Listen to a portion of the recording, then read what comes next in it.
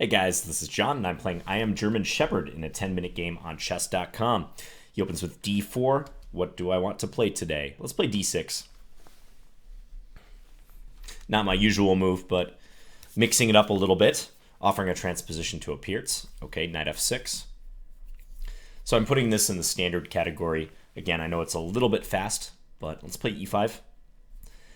I kind of like this variation where if the queens come off the board, I feel like black is fine in this queenless middle game. And on bishop c4, you can play either bishop e6, even though it looks ugly, accepting the double pawns, or king e8. Okay, plays bishop g5. Yeah, and I think I want to play bishop e6 against this one and get ready for knight bd7. Just trying to remember my my theory in this line a little bit. Been a while since I played this variation. Yeah, I think this is the move.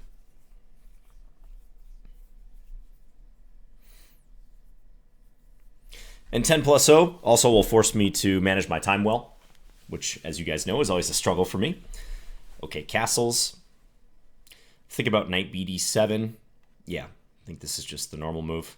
And I am pinned down the file here, but because there's no pressure on the e5 pawn and because moves like bishop b5 can be met by c6, it shouldn't be an issue.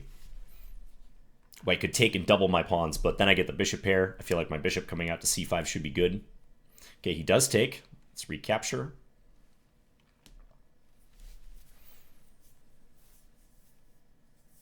And this is still technically in the blitz category. That's why my rating is so high. But longer type of blitz game. So I will put this in the standard series.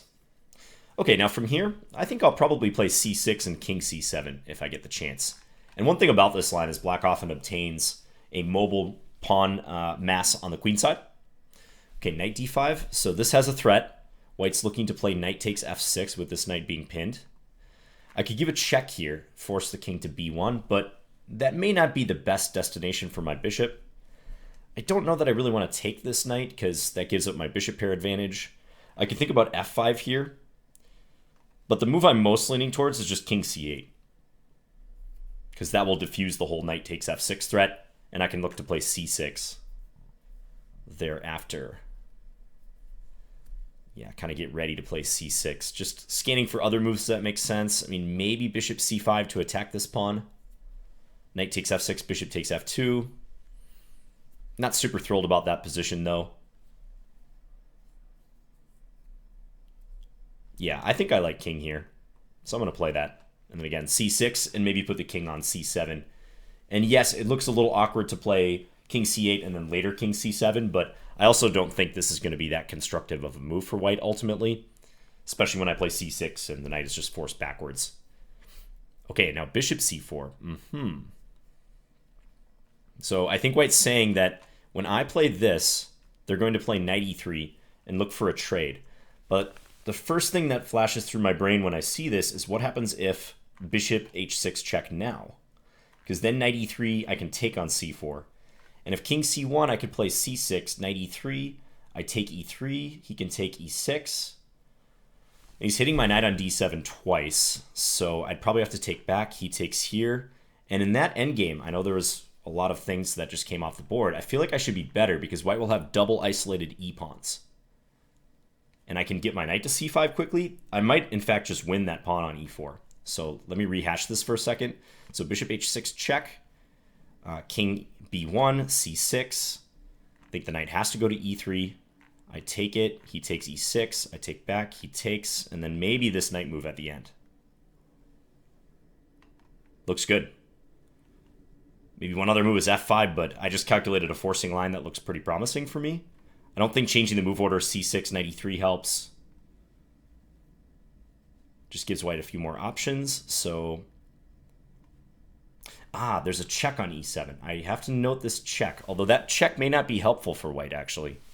So bishop h6, king b1, c6, knight e7, king c7. If he takes, that knight kind of gets trapped.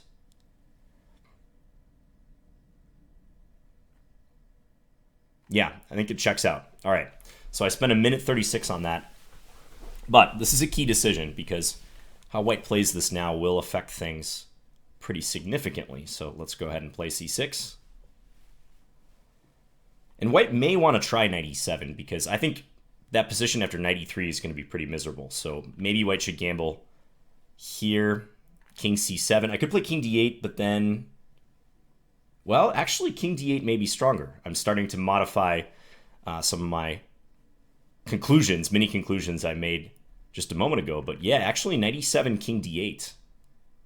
Just attacking the knight because, well, no, he can play knight f5. And I will take the bishop, or I could take the bishop, but then he takes on h6, doesn't he? Okay, so yeah, I think I should play king c7 after knight e7. And knight f5 then. I could take, or I could take c4.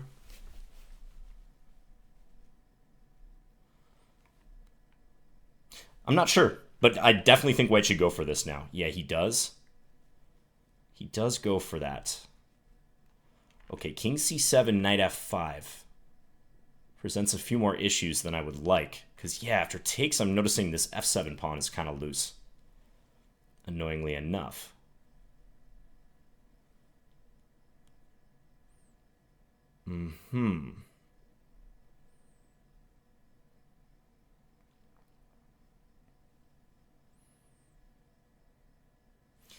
Okay, so king d8, knight f5, take. I could play king e7 and just kind of hang out in the center.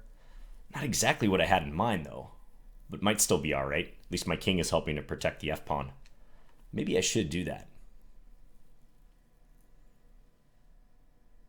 The alternative would be king c7, knight f5, takes c4, he takes h6. I am holding that pawn from a distance. But his knight is actually a little irritating on h6. Surprisingly. Maybe I can play knight c5 there. His f3. Okay, then I can bring my rook over to d8. Okay, this is another slightly long think, but again, important decision. King c7, knight f5, take c4, take h6. Let's say knight e4, or knight c5 rather, attacking e4.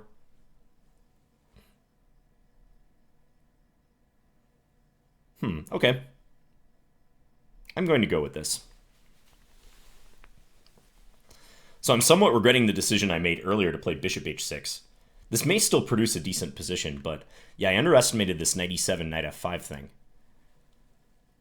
And now I think I'm going to take, give up that bishop, and now I'm going to quickly try to cause white some problems. Specifically, I'm thinking about this move. Seems correct. Yeah, my bishop controls f7, so guarding here. I'm hitting this pawn. If I can get him to play f3, maybe bring the rook over. And his rooks are not connected, so that may cause some discomfort for him. Like if he plays king c1 there, I could trade rooks. Okay, he's going to play b3. I saw this move, and I thought this might be possible. Take, and then knight c3 or knight takes f2. Going after some material, but I also have just bishop e6 if I want to play it safe.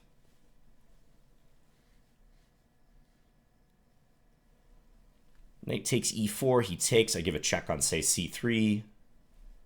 King to c1, I take d1, he takes. I give a check somehow with one of the rooks. Not sure I'm better in that position, though. And I think on bishop here, he'll just play f3. I could play a5 then, maybe. Start striving for some activity. Yeah, let's go with that. Just be kind of practical now. Yeah, I'm going to go a5.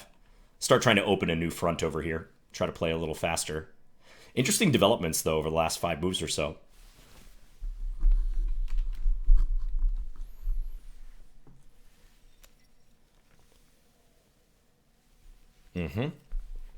Knight e2.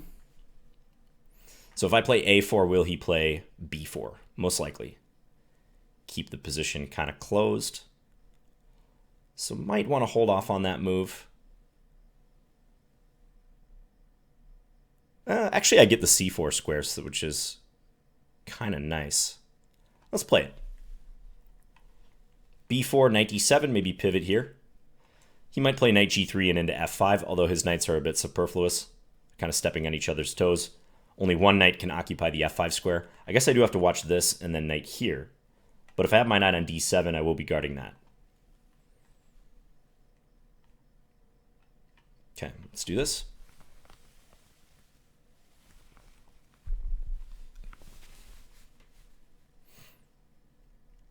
Yeah, so thinking about this, or maybe a3 and rook in if I get the chance. Also a possibility. So he solidifies his structure. Makes sense. I feel like this should be kind of annoying for him now, though, in order to defend that guy. Yeah, let's play it. I need to place a premium on moving fast now. I spent some time on these decisions, you know, minute 36 on move 10, minute 33 on move 12.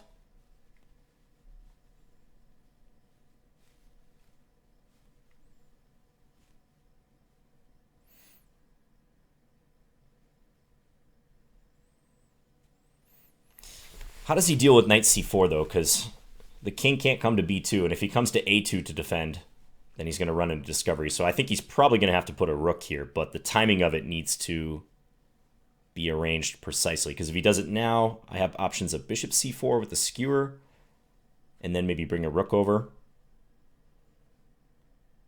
I may play knight c4, and if he brings the rook up, I might play c5, and if he takes, play rook a5. Really looking to press on the queenside right now. Hard to get this rook in the game because I can't play rook g8. So that's rolled out for the moment. White's better on the king side, so that's why I'm focusing my energies on the queen side primarily. Okay, yeah, I think that conclusively answers what he's going to do against this. So maybe I should bring this over now.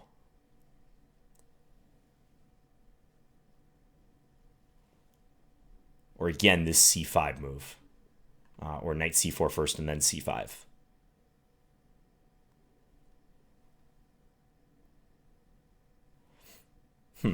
That's kind of a nifty attacking idea. Or preface it with rook fd8. Close call. And again, I should bear in mind that he's looking to do this, I think.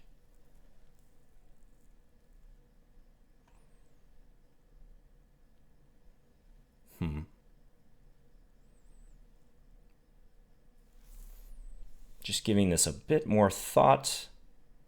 I think I'm going to go with this one. Yeah, let's play directly in the center and on the queen side. On rook d3, I'm thinking take, bring the other rook over to d8. And if rook d1, I saw I have bishop b3. And if he plays rook d2, I have knight c4 at the end of that line. And that should pick up this pawn. f7's a little bit vulnerable. Basically, I'm hoping that this doesn't collapse in the short term. Okay, knight f5. I was not expecting that. So what if I play just knight c4 now? Knight c4 looks good. Let's play it. It was my intended follow-up. King a2 walks into knight e3 check. So I might just be winning this guy.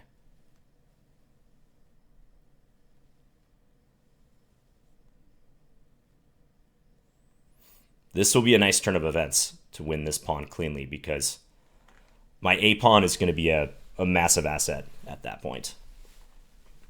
Especially if it's supported by the rook. My piece is bearing down. These knights don't look super impressive. Again, this is the concept of the superfluous piece. Knights in particular can step on each other's toes. So, okay, knight g7. Definitely take this with check, right? Any other moves to consider? Probably not. Yeah, take with check. I think he's going to go here. When I check, he's going to play here. Nope, he does that. Okay.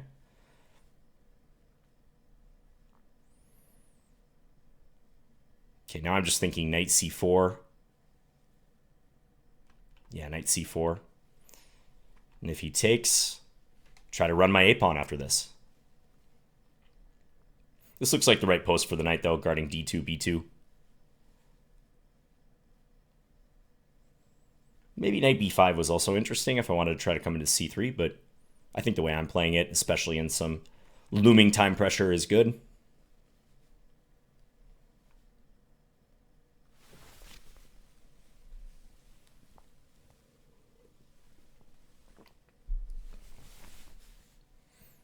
If he takes, I'll probably just take with the rook.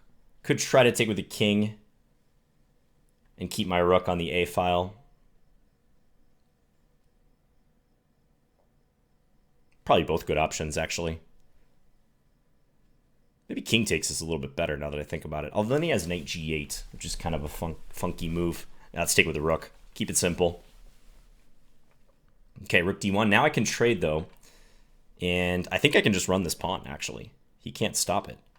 Take, a3. He goes king c1. I go a2. And I'll actually be covering both b2 and b1. And his knight is way too far away to do anything. I also have a backup move of knight e3 if for some reason this calculation doesn't work out. But I think this is just winning. Yeah, even if he plays c3 here, he's just too far away. So I think that's over.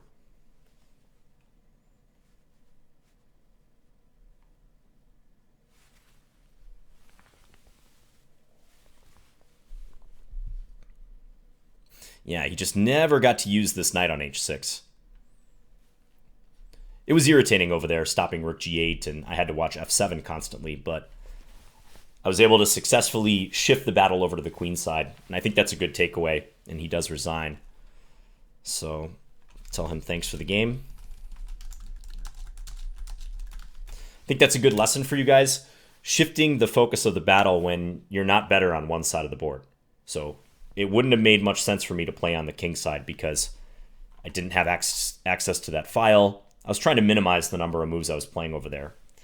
But I had to shift my thinking after I realized that knight e7, knight f5 was white's best attempt there. And I do wonder if I misplayed that moment with this bishop h6 check, and if I should have played, in fact, c6. I was excited to play this with check because it just seemed like things were going to develop nicely for me. But yeah, knight f7, knight f5 was an unexpected resource. So maybe I should have played c6 here and then bishop h6. That was probably the better way to try to bring about the position I was looking for. So 1 mistake, 0 blunders, 0 missed wins. I'm going to cut the analysis a little bit short. As you guys know, I've been posting a lot, and I want to keep the quality of the videos up, but I also have to be mindful of my time.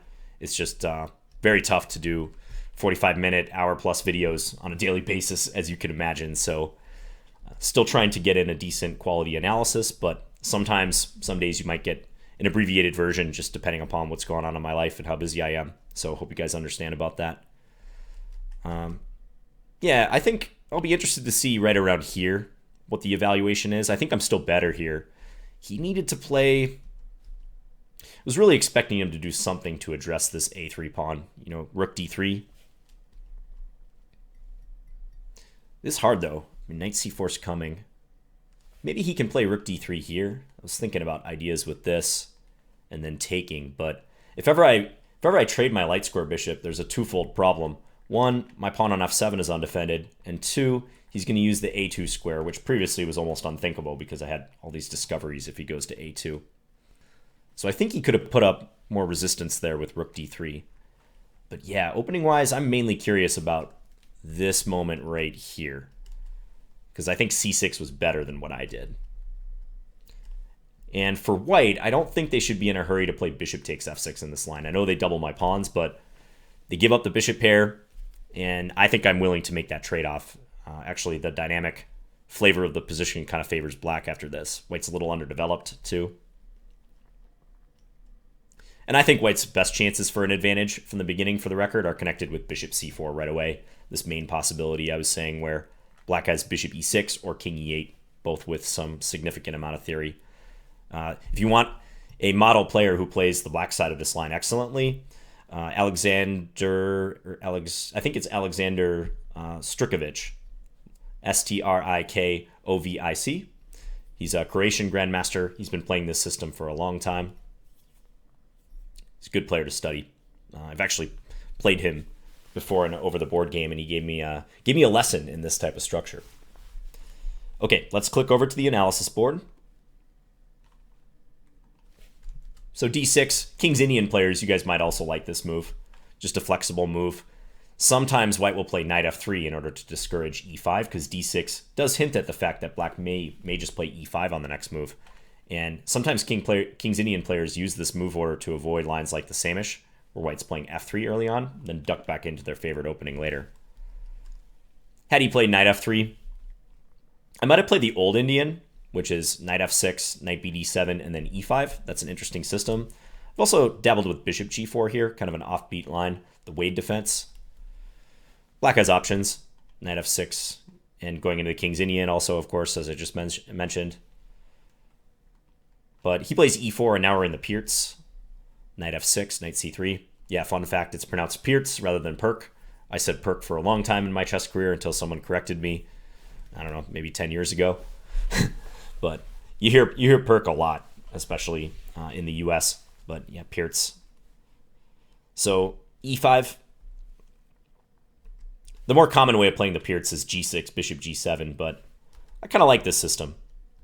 Good practice for queenless middle games, endgames. If you guys are looking to improve that aspect of your game, might be good to embrace these positions and intentionally try to play them a little bit.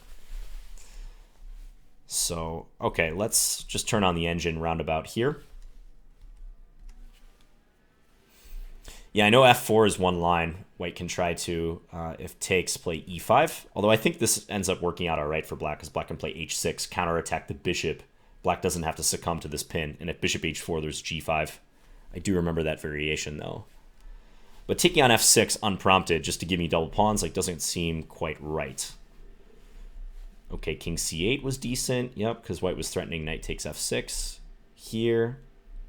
Okay, yeah, so this is the moment where, in hindsight, I wish I would have played c6.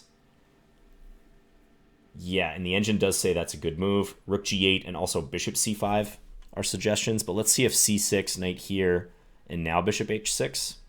Because the position I was envisioning was this.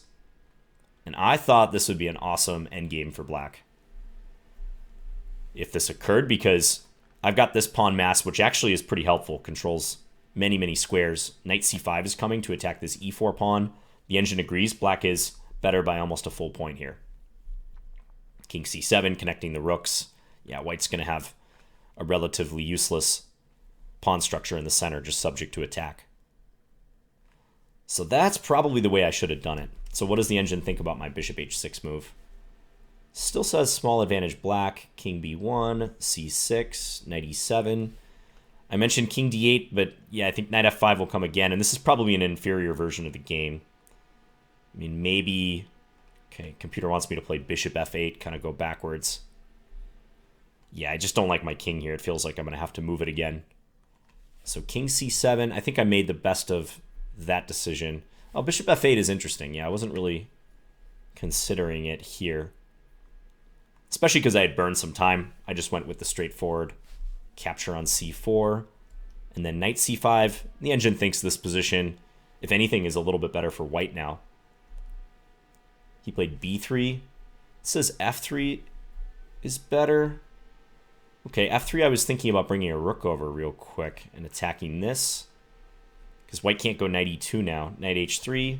See, this actually seemed a bit better for black to me, so maybe I'm misevaluating this, but it seemed like white's knight's on the side of the board, at minimum, could not give me too much trouble. But maybe this knight's coming back to f2, and then there's some knight g4 business. Yeah, if the game drags along and I don't drum up any play, notice white keeping the pawns back doesn't present me with any convenient targets to latch onto, whereas when white played b3 in the game, I actually have something I can latch onto. So, okay, yeah, I guess I could see how white's better here. This pawn really could be a weakness if knight g4 ever comes. This is a better knight construction than I think than the one white got in the game, where it took a while to get into h5, and especially by that point, having played b3, white was in trouble on the queen side. Okay. Yeah, so b3, and I drop my bishop back. Yeah, this move looked fun, but I wasn't sure of the consequences. Take, and then I have a choice between knight takes f2 and knight c3. Yeah, I could take... This would be the more materialistic move, and then go after one of the rooks, or play something else, but I didn't want to leave my opponent with two knights when I was already behind on the clock. That was one consideration. And yeah, just in general, I find those positions to be easier to play for the minor pieces, even though I have a couple pawns extra.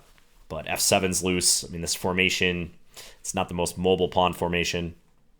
So I'm kind of happy I didn't go for that. I mean, knight c3 seems pretty similar to me. Take d1. I can bring a rook over with check. Yeah, I guess here, maybe I can go after c4 at some moment if the engine wants me to play. one of the rooks over. Yeah, rook hd8 or rook ad8, and then rook d4. This is also very messy, though, and white will complete their development soon. So I played bishop e6, f3. Now, I think I like how I played it. That's a case where it's a pretty close call based on the evaluation, and I think you have to take into account the time situation, this concept I mentioned of trying not to play too much on the side of the board where I feel like I'm already a little bit worse. So, yeah, and b3, even though it kicked the bishop, provides this little hinge to attack with. And if white had played a4 to try to stop me, well, that doesn't help white because I'm going to play b5 and I'm going to leverage open lines here. a4 coming, take the battle to the white king and the queenside. Yeah, a4. Okay, and the computer thinks that white should just sit tight in this position. Play knight g3. And just let me take. Yeah, that seems a little bit uncomfortable, though, but you know, if I start trying to come into the position, doubling the rooks, white might just play a timely rook a1 and try to liquidate everything. Yeah, except if I would have to trade both pairs of rooks here, I could easily see how black's not getting much, and white may succeed in targeting these. Knight h5 or knight f5 coming. Now white's clearly better if this happens according to the engine. So that kind of tells you I need to keep pieces on the board. I need to keep creating threats. But yeah, I guess white would have been best just to sit tight here and reinforce b3, or keep b3 reinforced. White played b4. I went knight d7. Yeah, now this route seems kind of nice. I was thinking strongly about playing a3 if given the chance. So he played a3 to stop that, because a3 would sort of isolate this pawn here, and maybe I could play rook a4 after that. So he played a3, and I pivoted the knight up. Seems fine, seems consistent. And I was analyzing this position a little bit before clicking on the engine. I was saying maybe white should play rook here. It's a pretty uncomfortable move to have to play. But, I mean, this pawn is absolutely key. Bishop c4, yep, I was looking at this. Now rook hd8. Okay, that makes sense. Take the file, maybe try for this. Yeah, black definitely has an initiative here. Keep my bishop on the board, guarding f7. Instead, though, white played knight g3. And I played the rook over because on knight here, I just didn't know exactly how to deal with rook d3. And if I play this now, rook over, I guess we could swap. Oh, knight takes a3. Okay. Don't recall looking at that tactic. If he takes, he loses the rook on d1. Okay, that's possible, isn't it? Maybe he just plays rook c3? Rook c3, awkward position for the rook, but he is reinforcing a3. I guess I can get into d2. Yeah, definitely look better even here. So, yeah, knight c4 is probably still bringing an advantage, but I think rook hd8, also a good move. And one thing I mentioned in the game is if he plays rook d3, I was thinking of just taking and then playing rook over. Attack this. With one idea being rook d1, bishop b3. And if he goes here, I have knight here, which is a killer move. Attacking the rook, attacking this. If he takes, he loses the rook. So that was just one calculation. Maybe he can play king c2 instead of rook d1. Engine thinks that's a little bit stronger, but yeah, I guess also knight c4 even here is pretty good. Could be similar to the other line. Okay, so he played his knight into f5, but yeah, this is I think where white really starts to lose the thread, because once he loses the a pawn straight up, it should be losing. And unless he were really generating something significant over here, or had a pawn he was ready to push that was passed or something, I mean, I don't think white can really tolerate losing this pawn. I'm not surprised the eval's now jumping into decisive territory for black. Yeah, and once more, if white ever plays king a2 to try to defend a3, then they're walking straight into the buzzsaw bishop here. Knight e3 check. Discovery from the bishop on the king, attacking the rook on d1. So I think the position was sliding downhill for white after he played b4 in a way. I think it's just a tough plan to meet, bringing the knight into c4 or trying to attack this pawn, or if white plays a3, shifting to attacking the a3 pawn. It's not a lost position yet or anything for white, but I think they have a small margin for error, and these moves definitely didn't help. And now it probably is losing. Yeah, take check. I thought he might be a little better off playing something like this and trying to keep the king relatively close. But even here, say I just play this. Oh, I guess I can't because he's threatening to take and then win my knight. But say I just play b5 and solidify. This feels like it should be winning for black too. Again, running the a pawn at some point, protected pass pawn. I'm not losing anything on the king side. Yeah, should be good. And finally, as played, king c1, knight c4. Trade on e6. Yeah, and he just can't trade the rooks. But I think losing. Again, I took with the rook on d8 because if king takes, I thought knight g8 might present some problem when this pawn's under attack. And I don't really want to have to lose time advancing this. I'd rather just focus on what I'm doing over here. So taking the file, stopping knight g8, still having the dangerous a pawn definitely seemed in order. And yep, now it's just a pure count the moves situation. If he goes king c1 here and covering both these squares, so he can't stop the pawn from promoting. All right, so interesting game. Thanks to I Am a German Shepherd for it. Yeah, as I said, if you like queenless middle games or you want to work on your endgame skills, this could be a decent line to try. d6 and go e5. So hope you guys enjoyed this video. I'll be back again soon with another one. Bye, guys.